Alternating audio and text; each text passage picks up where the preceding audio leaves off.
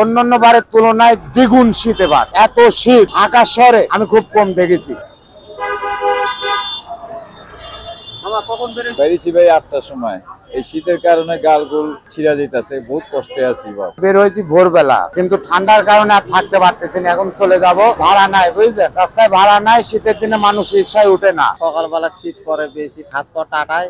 এর জন্য আর কি আপনারা সকালবেলা বের এই জন্য সকালবেলা বের হয় না। শীত কমানোর জন্য গরম চা। এটা গরম হয় এই কারণে। শীত কেমন পড়েছে মনে হয় এবার? প্রচুর পড়ছে, প্রচুর শীত। অন্যান্য বারের তুলনায় কি এবার শীত এবার বেশি হবে। পারবো না কমবো তা বলতে পারি না, কিন্তু তিন দিন ধরে শীত বেশি আর কি। কেমন ইনকাম করছেন শীতের ভিতরে? না ইনকাম নাই তো, প্যাসেঞ্জার কম একবারে যাত্রী কম। শীত কেমন করছে? শীত প্রচুর পরিমাণে শীত। কেমন লাগছে শীতের ভিতরে? একবার গরমের মতো ঠান্ডা হয়ে গেছে। শীতের ভিতরে রিক্সা চালাতে কি কি সমস্যা? ধরেন যে একবার অবাস হয়ে গেছে, একবার শেষ।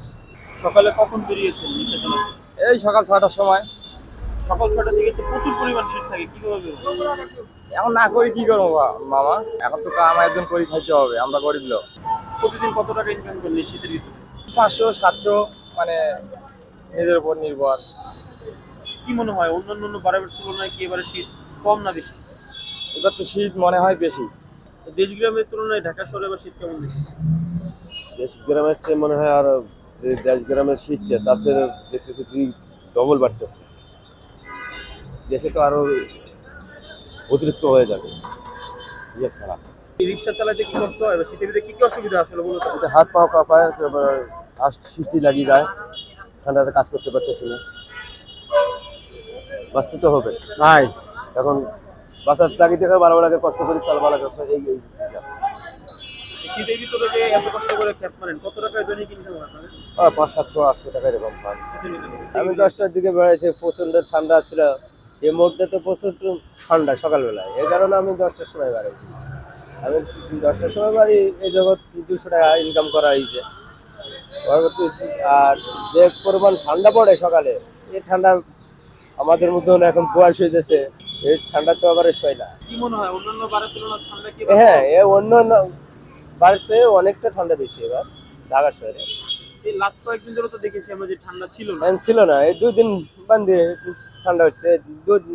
মানে আজকে 2 দিনে ঠান্ডাটা বেশি। কি মনে হয় ঠান্ডা কি আরো পড়তে পারে? ঠান্ডা তো অবশ্যই বেশি পড়বে, পুষ মাস কদিন বেশি পড়ে। ঠান্ডা পড়লে আপনাদের মূলত সমস্যা কি কি হয়? ঠান্ডা পড়লে মূল্যদের সমস্যা, আমাদের সমস্যা বুঝতে হবে। শীতের পোশাকের অনেকটা সমস্যা,